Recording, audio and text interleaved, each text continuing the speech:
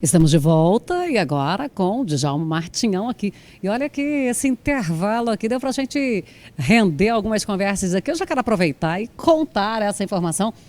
50 anos não é de atividade, é de carteira assinada. Exatamente, porque eu gosto de computar antes, né? E eu considero, eu até coloquei isso aqui hoje para os alunos, da experiência mais importante minha, que eu fiz colégio agrícola também.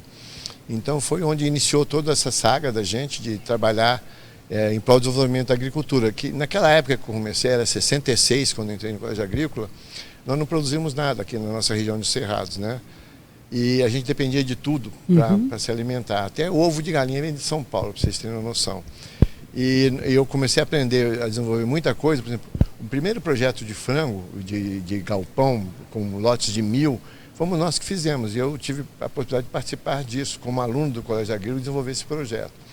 Então participei de muita coisa interessante naquela época em Brasília para ajudar, e outra nas olerícolas também, que a gente trabalhou muito com a Colégio Agrícola, a iniciar todo o sistema de produção nosso para atender pelo menos a nossa cidade, né?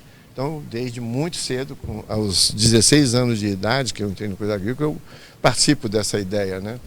Então começou tudo essa história dentro de um colégio agrícola. Eu, no meu ensino médio, eu tinha aulas de técnicas agrícolas. Pois é, isso para mim é uma coisa extremamente importante e que a gente precisa disso, né? Eu sempre digo, nosso país é um grande país, né? E nós temos essa possibilidade de poder ajudar o mundo, né? Eu contei hoje um pouquinho na palestra que em 1970 a gente era importador de alimentos e produzimos muito pouco por unidade diária. Produzimos apenas 800 quilos de grão e tínhamos 29 milhões de hectares abertos já. Pensa. Então, quer dizer, era uma área muito ociosa. Ociosa e degradada, que você produzindo tão pouco assim, você degrada o solo. Você não consegue alimentar nem os micro-organismos do próprio solo. Professor, você falou dessa área degradada, a gente precisa lembrar para a juventude esses hábitos e que eles já foram modificados e que nós não podemos condenar o produtor porque era cultural. A Bia é uma área que plantava no máximo 4 anos, ela era abandonada porque ela perdeu fertilidade. Naquela época não tinha essas tecnologias todinhas e isso nós fomos, o governo brasileiro na época falou assim, nós não podemos continuar dessa forma, né? Que a gente dependia, com essa área toda aberta, ainda de importar alimentos para nós, brasileiros. E aí, na época, o governo falou, não, nós não podemos continuar assim, nós vamos ter que produzir. E o que nós precisamos para isso? Juntou especialistas que tínhamos naquela época, falou, tem que fazer pesquisa. E como que vamos fazer a pesquisa? Tem que criar unidades específicas, tem que ajudar as universidades, tem que criar infraestrutura, e tudo foi dito que se devia ser feito. Iniciamos todo um trabalho. Eles perguntaram, vocês conseguem recuperar as áreas degradadas e ainda conseguem produzir no Cerrado? Sim, é possível. Tem muita história interessante, né, que foi muito difícil no nosso início. E quando foi, o governo fez uma cobrança, 5 anos depois, e aí, é possível produzir no Cerrado? Nós dissemos, é possível sim. Podemos produzir 3 toneladas de soja, podemos produzir 6 toneladas de milho, podemos produzir 2,4 toneladas de feijão. E aí, bom, vamos difundir, vamos difundir. E saímos para difundir essas ideias. E eu, quando apresentava... Certamente, em alguns momentos, eram chamados de loucos, né? Eu fui chamado de coisa, talvez não tão assim só. Eu apresentando essas ideias e mostrando isso para o produtor. Aí um dia, eu não falava do custo realmente, ele chegou e perguntou, escuta doutor, quanto custa fazer isso? Aí eu não esqueço nunca do número, né, que eu dolarizava, porque eu tinha aquelas moedas, quantas moedas eu passei na minha vida, já nem sei, talvez tanto quanto a idade que eu tenho. Aí eu cheguei para ele e falei assim, olha senhor, custa $500, né? Ele falou assim, doutor, já minha terra custa $50. E se eu depois não quiser mais continuar no ramo agrícola, eu vendo ela por 50? Eu falei, não. Aí ele falou assim, então o senhor está pensando que eu sou burro e eu estou dizendo que o senhor parece um louco. Falando coisas desse tipo para mim, ele falou assim, olha, o senhor não é burro, eu não sou louco.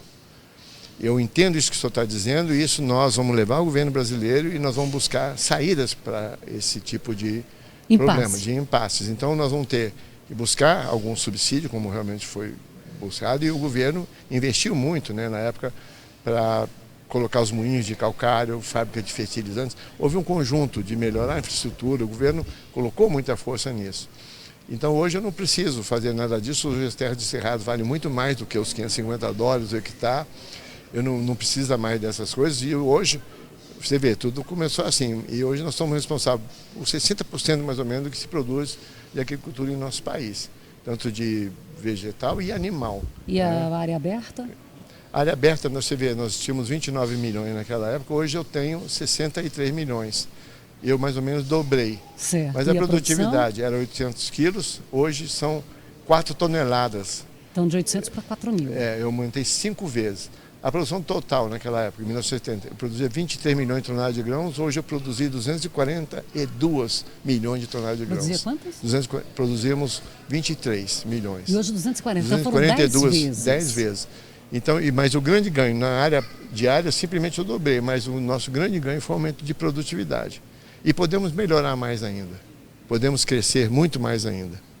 Tá? Esse crescimento, porque hoje o produtor também sabe assim que o custo cresceu. Então ele precisa trabalhar naquela escala mais acelerada para poder ter uma vantagem financeira competitiva. Isso. Também deve crescer, isso aí ele tem que saber que ele tem que Olha, estar consciente disso. O que eu vejo, vamos poder na área minha de fertilizantes, hoje eu fiz uma palestra aqui sobre fósforo, e eu mostrei que eu estou botando muito mais fósforo do que precisa, está sobrando. Eu mostrei que eu tenho enterrado no meu chão a mais 40 bilhões de dólares que eu botei de fósforo. E eu posso explorar? Pode. Agora o que o produtor precisa é usar a tecnologia como a gente recomenda, fazer uma análise de solo e acreditar que aquele número é muito interessante. Espero que os laboratórios façam o seu papel com uma análise com boa precisão e o produtor retire também de forma adequada as amostras de solo, para que a gente possa ter uma confiabilidade. E ele confiando nisso, ele pode reduzir em bastante sua adubação. Nós mostramos em média que a gente tem armazenado no nosso solo em torno de 750 kg de P2O5 por hectare. Eu precisava ter, para ele produzir bem, 250 armazenado, além do que ele já tinha. Eu tenho 500 quilos sobrando, que eu posso lançar à mão. Então o produtor precisa aceitar que isso é interessante, é bom acreditar nisso, que nós vamos aplicar as tecnologias de acordo com todas as condições de contorno.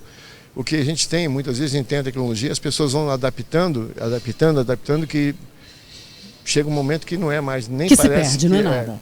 Bom, o nosso tempo está esgotado. Acontece que esse assunto, eu quero falar um pouquinho mais. Assim, ontem a gente também fez com a professora Jurema aqui, que estava gostoso e tivemos que encerrar. Então nós vamos encerrar agora, só que eu vou aproveitar e vou gravar com ele. E depois você acompanha o Sucesso no Campo, que nós vamos falar dessa questão do fósforo que está armazenado aí.